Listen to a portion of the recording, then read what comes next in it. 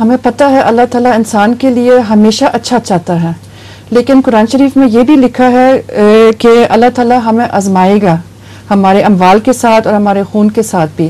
तो इसका क्या मतलब है कि ये भी है जब हादसे होते हैं इंसान की ज़िंदगी में, और क्या ये खुदा की मर्ज़ी से होते हैं? ये दोनों तरह मुमकिन है। बाज़ हादसे ऐसे होते हैं जिनमें इंसान का सब्र आजमाया जाता है, तो उससे फिर अल्लाह ताला से दुआ करनी चाहिए कि अल्लाह ताला हमें सब्र अता फरमा। और बाज़ हादसे ऐसे होते हैं जो खुदा ताला की मर्ज़ी से नहीं बल्कि कानूनी कुदरत के तौर पर हो जाते हैं। उनमें कुछ नहीं कहा जा सकता कि क्यों पेश आया है।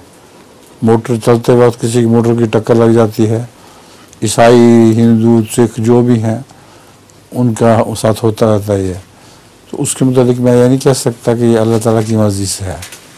अल्लाह की मर्ज़ी से हादसे दरपेश आते हैं नेक लोगों को, उनका सब्र आजमाया जाता है।